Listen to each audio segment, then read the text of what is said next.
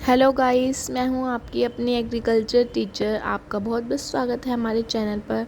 आज हम आपके साथ डिस्कस करेंगे exhaustive and restorative crop.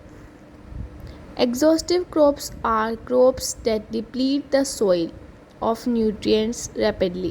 Exhaustive crops ऐसी क्रॉप होती हैं जो मिट्टी से सारे के सारे न्यूट्रिएंट्स बेसिकली न्यूट्रिएंट्स जैसे कि नाइट्रोजन, फॉस्फोरस और पोटेशियम इनको क्या कर देती है, डिप्लीट कर देती हैं।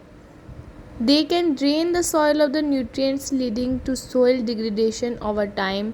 वो सारे के सारे हमने बताया कि न्यूट्रिएंट्स को जब डिप्लीट कर देती हैं तो सॉइल डिग्रेडेशन हो जाता है एक टाइम के बाद। सॉइल की फर्टिलिटी बिल्कुल ही पुअर हो जाती है। पुअर मतलब कि हम कह सकते हैं बिल्कुल ही डाउन हो जाएगी। एग्ज़ाम्पल जो एग्जॉस्टिव क्रॉप के एग्ज़ाम्पल हैं जो क्रॉप इसमें कंट्रीब्यूट करती हैं, जैसे कि rice, wheat, sugar cane, cotton, specially when grown in monoculture.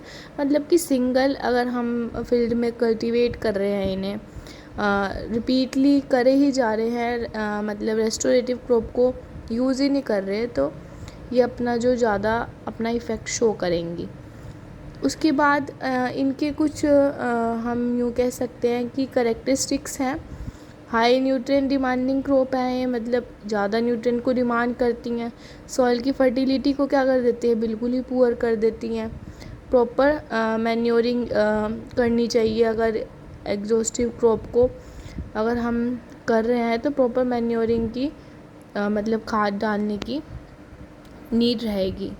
उसके बाद क्या है, इसमें एग्जांपल हमने देख ही लिए, जैसे शुगर केन हो गया, वीट, राइस और पोटैटो भी कह सकते हैं, मेज़, वीट, ये सब सारी बेसिकली सीरियल्स क्रॉप को हम कह सकते हैं कि एग्जॉस्टिव क्रॉप में बिलोंग करती हैं वो।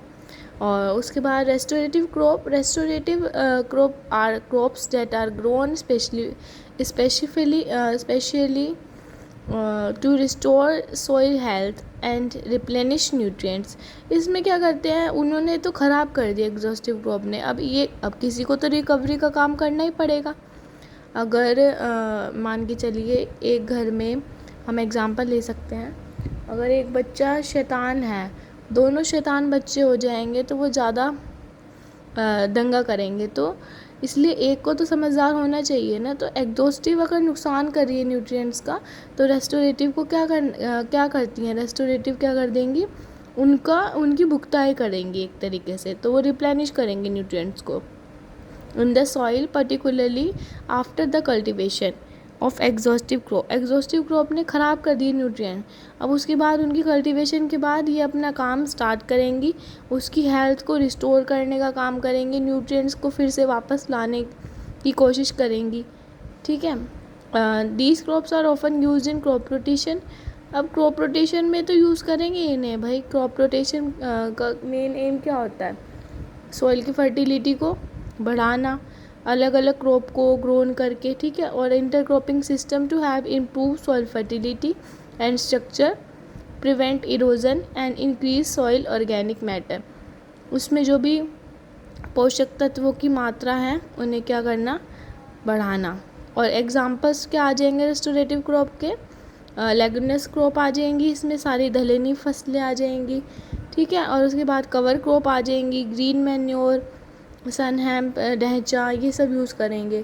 इनकी करेक्टरिस्टिक्स क्या हैं, सॉइल फर्टिलिटी को क्या करती है, इंक्रीज़ करती हैं। नाइट्रोजन फिक्सिंग एबिलिटी इनके अंदर होती हैं, राइजोबियम बैक्टीरिया की हेल्प से क्या करती हैं, नाइट्रोजन फिक्सेशन करती हैं। क्रॉप रोटेशन बहुत ज़्यादा बेनिफिशियल है इनके लिए। और उसके बाद क्या करती है, लैंड को एग्जॉस्टिव क्रॉप के बाद बैलेंस करने में ये हेल्प करती हैं। तो आपको आई होप ये टॉपिक क्लियर होगा। अगर कोई भी डाउट है तो आप कमेंट करके बता सकते हैं। Thank you and have a nice day.